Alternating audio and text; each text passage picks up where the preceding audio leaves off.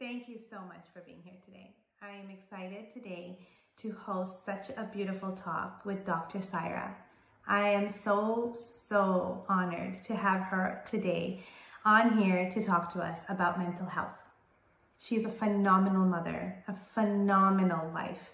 And what I love about her is how she helps so many other women with everything from self-love, self-care, mental health. She's there, she's been with them, she's gone through it. We all have somewhere and sometime we've gone through it. So here it is. Here is our beautiful talk with Dr. Syra.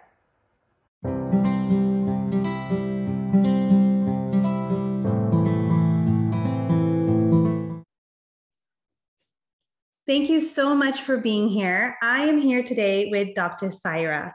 I am excited to have her here. She has been one of my biggest inspiration talking about mental health problems. Really quickly, Dr. Syra is very skillful. She helps clients to heal past pain while moving forward with current life goals. She is able to help clients get to the root of their problems and move forward to the life they have dreamed of without years and years of therapy. Dr. Syra specializes in depression, anxiety, family harmony, and stress management.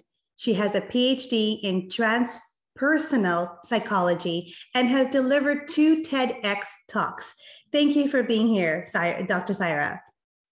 Thanks for having me, and let's go for it. So let me tell you a little bit about myself in addition to what Nish said. Nishma, which they call you? Nishma. Nishma.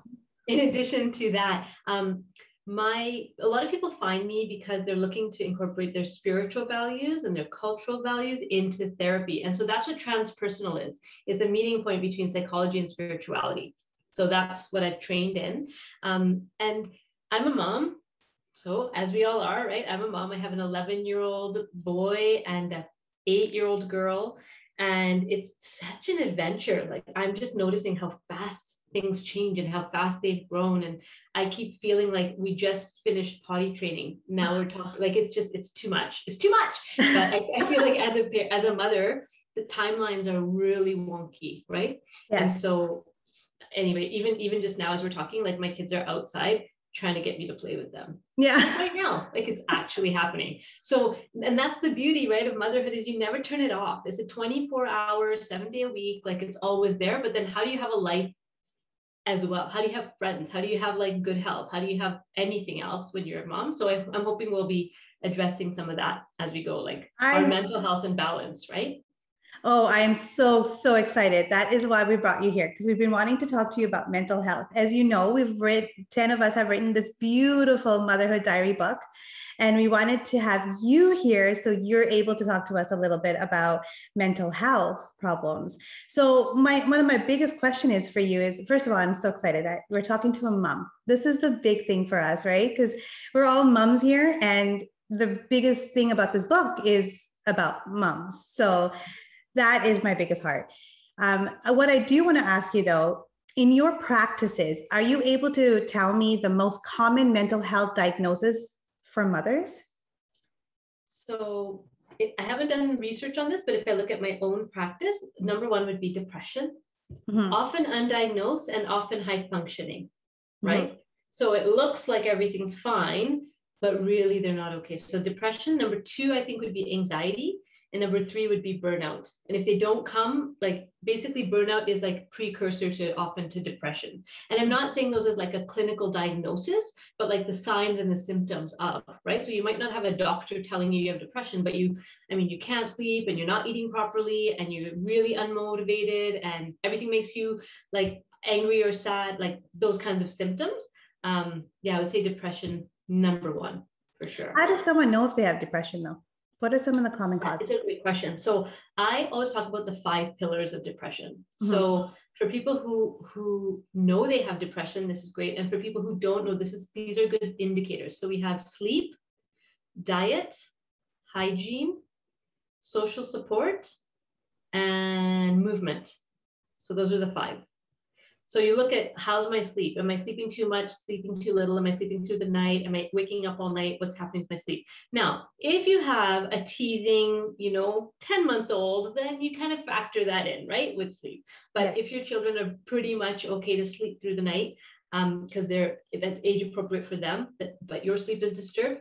And it might be like right now, I've got my daughter in the bed with us. She's 8. There's some transitions happening in our family. And so she's had a person pass away. So she's with us in the bed. So my sleep is not as good as it could be, but I know that's why, right? So it's like your sleep is disturbed and you don't know why. Diet, donuts make us feel good for a minute, but carrots make us feel good for a long time, right? And so when we're stressed, we often want to go for those like rich foods that don't provide the nutrition that our brain needs. And so watching are you slipping with the kinds of foods that you're choosing? Maybe you're not eating enough, maybe you're eating all the time or never. So that's another one. Hygiene. So when I was in my depressive episode, like when I was in the throes of it, and because I have clinical depression, I take medication for it, I had to go to therapy, I do all the things. The thing that was the hygiene was my indicator. If I started not feeling like a shower, right? Then I'm like, something's wrong. And there was a point where I think I went about like maybe a week or 10 days without shower. And I didn't care. I remember that. And I didn't care, right? I couldn't motivate myself to do it. I just did not care. And I couldn't smell myself. Oh my gosh. Like I couldn't tell that I was so stinky. The senses are all kind of numbed out, right? So that's hygiene. Social support. So often, especially high functioning people who experience mental health challenges, they will not reach out for help. That's right. They don't want anyone to know that they're struggling. And so when you're struggling, you might find that you're withdrawing from your social support, right? You're isolating yourself. So that's another sign to look for. Am I moving away from the people who I would usually confide in and reach out to? Am I kind of keeping away from them? That's another sign. And then movement, right? Like if you're just feeling like you don't want to move, you don't want to get out of bed, you don't want to get off the couch, you don't want to, for me, it was like I was telling my kids to get stuff for me, things I could have very easily got myself. And so I'm like, something. So those are the 5 things to look for, I would say, for people who think maybe I'm depressed. And again, you don't necessarily have to have a clinical diagnosis of depression. If these things are happening, you can just seek help, right? And either you're seeking help from just talking to friends about it, and your friends will tell you, they'll be like, you need to see a doctor, or I can be here and listen to you. Like your friends will be able to help you gauge, your friends or family or whoever you talk to will help you. Yeah. I remember when I was going through it too, because I never asked for help and I didn't want anyone around me. I just wanted to do everything by myself. And then going to use the shower would be such a hassle for me. So there would be like 2 or 3 days I would even go take a shower. I'm like, I'm tired. I'm not going to take a shower today. Yep. It would be just this little thing of just, my husband will ask me, did you take a shower today? I'm like, nope. And I'll get into bed. I'm tired. I'm going to get into bed. I'm going to go to sleep. And I just didn't want to take a shower. I don't care how I stunk or how I felt. I would not take a shower. So yes, this really does feel like home when you say that to me. Like I was there too. And I couldn't smell myself. I didn't even know if I stunk or not, or if anyone came over and if I was smelling, I had no idea. Yeah. Give us some tips of prevention. Okay. So I'm actually, I don't think I've told you this, Nishma. I'm launching a course on burnout. So in that course, just in a couple of weeks. So in there, I'm talking a lot about prevention and what to do to kind of, first of all, recover from burnout and then not let it happen again, right? Like it's called 6 weeks to prevent burnout for good. Like for good. So prevention, the thing about prevention is that there's got to be rhythms and routines in your life. Yes. That's the only way. So a morning routine, an evening routine, routines around meals. And it doesn't have to be so like rigid, but it does have to be consistent. So for example, trying to wake up the same time every day. Even if you're waking up at really late, a lot later than you should be, at least it's the same late, right? So it's not like 8 a.m. one day and then 1 a.m. the other day, like 1 p.m. Like you're not moving around. You're saying, okay, every day I'm getting up at 10 o'clock or 12 o'clock or 2 o'clock, whatever you can manage, right? You're getting up at the same time every day. And then, so what I do with my clients around sleep is somebody might be waking up at 1 o'clock or 2 o'clock, right? Because they can't sleep all night and they're sleeping. And so then I'll work with them to go, okay, let's go to waking up at 12:30. Okay, now let's go 12 o'clock. Now let's go 11:30. And you slowly, because what it is we have to shift our brains, right? Mm-hmm. We have to shift our brains, and that's a process. It doesn't just happen with a decision. It happens with practice. So making sure we have those rhythms and routines, morning routine, evening routine, and those routines, and they're not about other people, right? You know you have your morning and evening routines with your children, Right. We've got those down, right? Yeah. Book in the bathroom, like we know how to do that. But our self routines, and one of the things I've been doing in the last 6 months or so is waking up a little bit earlier so that I can just have some time without them. I love my children, but my God, like, come on. Sometimes you just don't want people to say mama one more time. No, I was like, please. Like, I love you so much. We just shut up for a minute, right? Like, yeah. So I get that little bit of time in the morning that's just for me, and it's quiet and nobody's up. So that for me is one of the rhythms and routines. Evening routine, a really, really good one for moms, is a gratitude practice. So I have like this tiny little book. It's just really small. And every night before I get into bed, and then I take out my little book. It's in my side table, and I write down at least one thing I'm grateful for from the day. And that could be, I'm so grateful I was patient with my husband today. Oh my God. That is so important, right? That could be it, right? Like that could be what it is. And so what I want to see is like, I'm so pissed off, but what I'm going to say, I'm grateful that I was able to find, right? So it's framing those difficult moments with positivity. And you're making me cry. Like, oh my God. It's so true. Like that little being grateful for the things that you have shows you so much. And sometimes not even writing it down, but just saying it. Oh, like, yes, how grateful can you be for having the things, like even the one that you said, like, I'm grateful for my husband. Yes, I'm so grateful. No, I'm not grateful for him. Let me clear that up. I love that guy. He's awesome. But that day, I was grateful for my own patience with him. Oh, yes. Because sometimes they drive you crazy. Like the thing is, we're all humans. And right now, during this time, we're all stuck together all the time. Right. Yeah. And so we see the worst of each other. And so being able to acknowledge that, like, it's a difficult time and I've had to be really patient today. And I, most days you're my Prince Charming, but today was a day where I was practicing patience.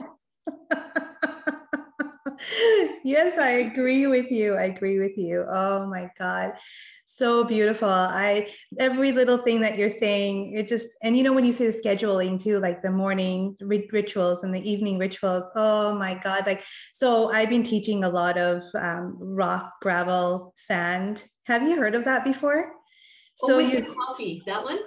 No, so it's a schedule that you put together in your day-to-day life, and you start with your rock, which is like everything that makes you feel good, like a meditation, workout, prayers, or something you start with in the morning to get your energy going. It's your rock. And then your sand and your gravel have everything to do with like your media, your work, everything around there, cleaning your kitchen and all that, which sometimes you would to be able to do the things that you want to do in your daytime, you try to get help there, right? Get some help for someone to clean your house, get some help for, that's your gravel and your sand that you got to look into. So I teach that part. And then you always end with your rock. So you end with a little meditation or a stretching exercise or something, or some kind of prayer or something before you head to bed to clear your mind, so when you say that, I remember that. So I'm like, oh, I'm doing something right? And then the other thing I would add to that, the routines and rituals, is breathing. Like, I know it sounds really basic, but I want to tell people about how amazing when you learn how to breathe right. Because what happens with breathing is most of us, when we're highly stressed, we're kind of in these fast beta brain waves. Okay, this is and then when we're not stressed, we're still in beta, which is fine. But if we want to learn, if we want to grow, we need to be in a different brain state. And most of us are in fight or flight when we're mothers. Like, we're always fighting, like we're doing something. And so when we breathe, we tell the body, like, there's no tiger here. No. The tiger is only the negative thoughts in my mind, or the tiger is only that something spilled on the floor. It's not a tiger. And so when we breathe like that, it just calms the brain down. It activates the parasympathetic nervous system, which calms us down. And then you can go on. So doing that like once or twice an hour, just taking a moment and 3 deep breaths throughout the day. The other thing I would say from prevention is get outside every day. Such an important thing. Even if it just means sitting on your balcony, right? Or if it's too cold or it's raining, just staring out the window. Like, connecting with it's so true. Just looking outside makes a big difference in your life. Huge. Because, and I think I have a theory about why that is. Yeah. Here's my theory. It's not scientifically proven, but here's my theory. We've been living outside for generations, right? We've been living close to the earth for generations. It's only recently that we have unnatural lighting, we have, roofs, that are solid. We're so separated from animals, first time. And so we've evolved, actually. That's why people love camping. Yes. Because you're outside in nature doing nothing, right? Which is how we were designed as human beings as far as evolution. And so every time you look outside, you remember that, like, that's my home. And also, so that's my theory. Also, when we look outside, we remember that what perfection looks like, right? That tree is so perfect, and yet it looks totally different than that other tree, right? And so, like, as a mom, like, I'm that tree, and yeah, I don't look like that other tree, but I'm perfect as I am, right? I'm enough as I am. So that whenever I look outside, I remember, like, look, nature's so beautiful, and it's flawed. I don't think you'd call it flawed. So why am I calling myself flawed, right? I just have quirks, like we all do. So that's what I would say as far as like the in between the day, to remember to breathe and remember to look outside or get outside if you can. That's beautiful. I love it. I love everything you have to say. You touch my heart, and I guarantee you're touching so many other mothers' heart by just saying that. So beautiful. I love it. Thank you for the tears, though. That's what I want to say to you. I want you to give us some tips on what to do if you are struggling with mental health problems. So the first thing is to admit it to yourself. Really hard for people who are used to having it all together, for people who are used to having a lot of responsibility, for people who are high achievers, or people who are mothers, or, you know, people who have responsibilities in this world. It's hard to say. I was actually just speaking to someone the other day, and she was saying, like, it seems like everyone else can do it. Why can't I do it? And I think that's because as mothers, we don't talk about how it's hard, right? We don't share that. And that's what I love about the book, right? That you're actually talking about the hard stuff, like the real stuff. And so the first thing would be to admit that this is hard and I'm not okay, right? To yourself, to admit it to yourself, and then to admit it to someone close to you, right? And then you'll get that person to help you gauge, okay, is it serious enough that we need to talk to someone else about it? Do we need to get you some support? Or can you just have this sounding board person to help you through? So that would be the first. Admit it to yourself, admit it to someone else. Another thing that I find really helpful is to learn, right? There's so many great, I mean, there's too many great websites about mental illness, but I would actually recommend CMHA, the Canadian Mental Health Association. They've got like pamphlets and they've got like articles. So you can kind of go through and like checklists, you can kind of go through and say, okay, do I? Online, like there's 100,000 things that you could find, right? So you want to make sure you're going to credible places that like are rooted in research. So I would suggest CMHA, or the Mental Health Commission of Canada is another place, to just go in and say, okay, like these are my, don't just Google it. You're like, can't sleep, enter. Like, don't do that. Right? That's me. That's like, me. Go to a credible website. So Yeah. I'll say those again. Canadian Mental Health Association is a great one. Mental Health Commission of Canada is another one. There's the Mood Disorders Association of Canada. So those big agencies that their work is actually about helping people, go there, because there's the individual therapists or the individual healers or coaches or whatever, and they could have some really good ideas. But I'm saying if you're wondering, go to somebody who's like rooted in the science of it, right? And who will actually tell you, well, yeah, this is depression, rather than like, no, you just need to be more positive. Like, you just need to like eat this herb and then you'll like, come on. Like sometimes it's just a brain thing and things are not working and I need a pill. Like sometimes it's just that, right? Mm-hmm. And then the other thing I would say is if you think you need help, reach out to a professional, a mental health professional. So if you need to Google it, Google like credible sources, tell someone, mental health professional. So there's a couple ways you can do that. The easiest way is talk to your family doctor. So if you're really not okay, just walk into if you don't have a family doctor, walk-in clinic. Just walk in and say, this is what I'm going through. I'm worried about myself. I don't feel good. I'm not my best. And the doctor will offer you a PHQ-9, which is, it's basically a checklist. And it's the same all across Canada, maybe not Quebec, but most places. And it's a checklist, and it'll be like never to always, and there'll be a bunch of questions and you answer them. The doctor will tell you to take it home and fill it out and bring it back. But you can ask the doctor to just fill it out right there so that you don't waste another 2 weeks. Because if you finally made it to the doctor, like, you've probably been waiting a while, fill it out, give it back, and then they will look at it and they'll see like how severe, like, do we need to do something right now? Or, you know, can we hold on this? So the doctor will be able to provide you with medication if that's appropriate for you, because it's not appropriate for everyone. I want to make that really clear. And then this mental health professional. So do you want to hear some science? I would love that. Clearly, I would love that too. Oh my gosh. So the easiest way to think about it is that medication helps with the chemical composition of your brain. Yeah. Therapy helps with the electrical composition of your brain. Makes sense. So medication helps with hormones, and therapy works with thoughts, beliefs, and behaviors. Mm-hmm.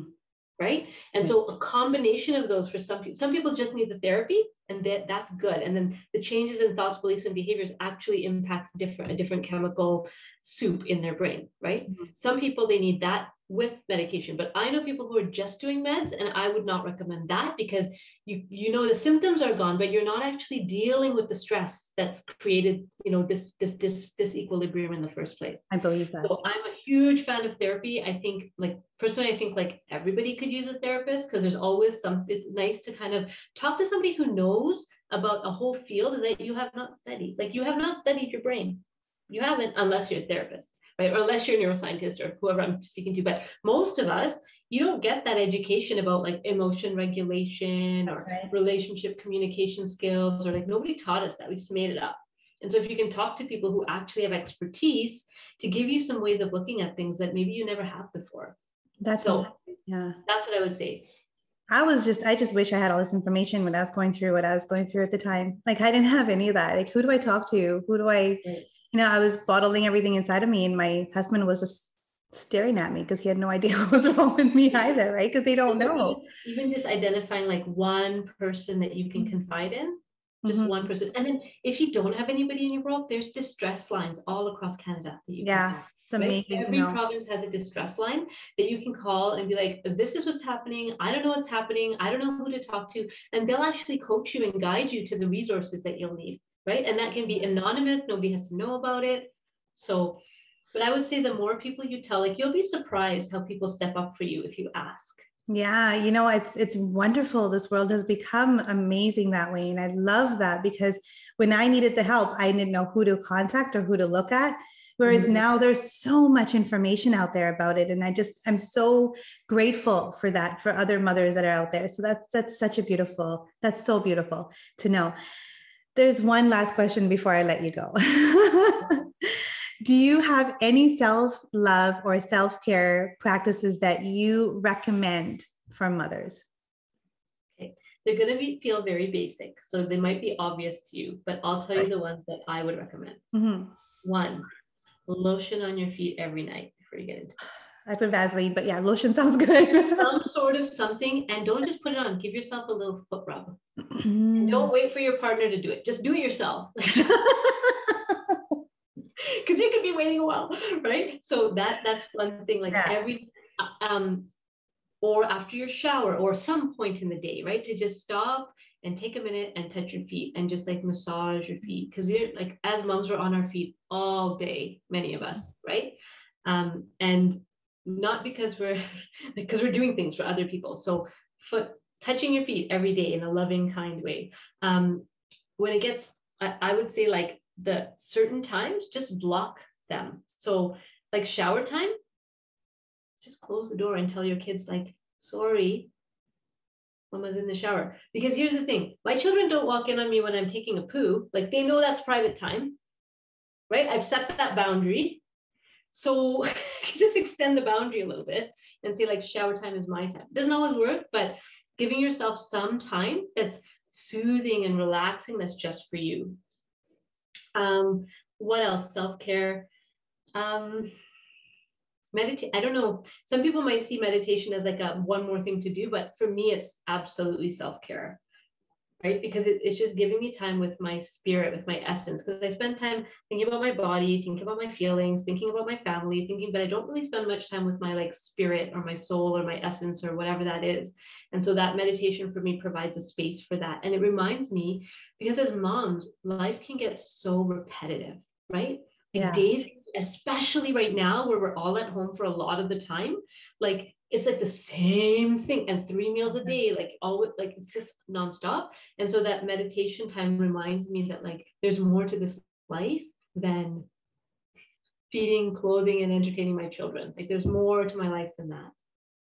And then I know you said self-care, but we're social mammals. So I would say giving yourself permission to have uninterrupted time with a friend every so often over the phone, like just a phone call. Yeah. Right? Just like, and I've started doing this with some of my girlfriends, and we actually we have to schedule it like three weeks out, and like at 8 p.m. on a Monday or whatever. But it's like for that hour, instead of watching TV, I'm going to spend with my friend over the phone or on Zoom or whatever. Right. So one other thing I would say, sometimes we think we're doing self-care, but it's not actually nourishing us.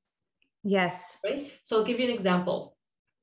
Every 90 minutes or so, the brain needs to stop. Like there's this pause button that goes off, and you just like you might have had that experience. You're driving, and then you're like, how did I even get here? I don't know. It's because the brain does this pause thing, right? I feel like I'm going through and like, I hope I'm not losing my memory. What's going on with me? Yeah, it's a normal thing. The brain just goes through like a pause and then continue. Ooh, it's normal. We all go through it, right? Okay. Most of us, when that's happening, we scroll.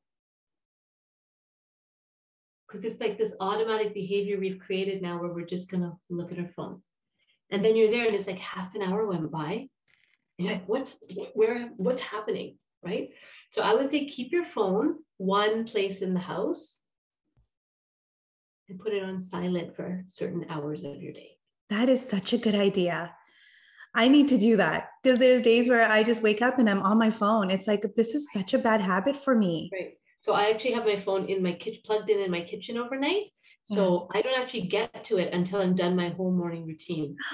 And then I check my phone. Right. What and at first I thought like, oh my God, but there's things that have happened in the night. Like what's really happened in the night? Yeah, my husband's with me beside me. If anything happens, I have his phone with him. Well, people really need to reach me. They know how to reach me. He's always going to have his phone on him, right? But so it feels like self-care, like, oh, I'm just taking a break and I'm scrolling social media or whatever, but it's not a nourishing break, right? A more nourishing break would be looking outside at the trees. That's better for you. It's better for your mood. It's better for your brain. Watching TV. I love my TV. Don't get me wrong. Like I have my shows, right? Mm-hmm. But I know sleep is more nourishing for me than staying up that extra hour to watch that show, right? So self-care is actually not watching TV and saying, okay, I'm done and going to bed. That's actually self-care. So really be honest with yourself, like eating that bucket of ice cream, like it might feel good, but you're going to feel bad about it later. So it's not really self-care, right? Yeah. So just being really thoughtful about how am I spending my time and is it actually nourishing me and filling me up, or is it just like passing the time like a zombie? Because most of us do that, pass the time like a zombie. And then you feel like, what's life about? Well, because you haven't nourished yourself, you haven't filled your tank. It's so beautiful to have you here, Saira. Dr. Saira, you have no idea. I keep saying Saira. I should say Dr. Saira. Like, hello. I'm very honored to have you here. All this information you've given to us has really nurtured my soul. So think about how many people around that are going to be listening to this, that they will also have their soul nurtured with this as well. I am so, so honored. There's one thing I want everyone to know is I'm also writing a book as well. And Dr. Saira is going to be one of my biggest review. She's going to be doing a review on my book. So I'm really excited to have her at the back of my page where she'll be writing a little bit about what she thought. It has to do a lot with my postpartum depression. And then now I have her with this book as well, talking to us about mental health. How much more can I be grateful for? Today, if I have to say I'm grateful for having this time right now talking to you. So thank you for that. My kids are upstairs, probably shouting, probably getting into trouble. But I left them. I'm like, enjoy. Here's the TV remote control. I like watch your show, and I gave them one of those ring pops. So like, enjoy. I gotta go downstairs. I don't know how long it's gonna take. Enjoy it for now. When I get back up, we'll figure it out. So today, I want to say thank you so much for being here today, because you know what, every mom out there needs to listen to this. Even though it could be something they've already heard of, it's something that's still there that needs to be heard over and over and over again, because this is not an old story. It's something that needs to be triggered, and to know that you need to do it this way in order for you to get what you are trying to achieve in your life. So Thank you. Dr. Saira, today, we are here today, and I would ask you if anyone does want to get a hold of you, or they do want to, talk to you or message you in any way, please, can you let us know how they could do that? Sure. So the best way is probably to go to my website, which is drsaira.ca. There's like contact information in there. And then I'm also launching Dragonfly Academy, which is my online learning hub for personal growth and development. So if you want to kind of work with me and kind of like, learn from me, then that's a place that you can get connected. It's all on my website, drsaira.ca. And then, yeah, that you can either email me through there or go to one of my courses or watch the videos, whatever works for you. The last thing is, I always forget this. I have a channel on YouTube called Dragonfly Wellness TV. So if you liked what we did today, there's lots of that, like hours and hours and hours of that on Dragonfly Wellness TV. So you can check that out as well. Oh, that's amazing. Oh God, I'm going to have to forward this to you so you can put it on there. I'm so excited. I'm like, yes, I got to talk to Dr. Saira today. Yay. I'm so excited. You know how hard it is for me to get a hold of this lady? You have no idea. I had to go from one hoop to the other. And then I'm just like, universe, this is the last time. If I can get a hold of her, it's meant to be. Like, I don't know what else to do. I'm going to leave it on God. Thank you so much for being here. It's such an honor. And thank you so much for being able to talk to our group and to everyone else that's around here. This is such an honor to us. And if there's anyone else that does want to get a hold of Dr. Saira, I will put that down in their description in the area. So thank you again for being here, and thank you for joining us today. Bye.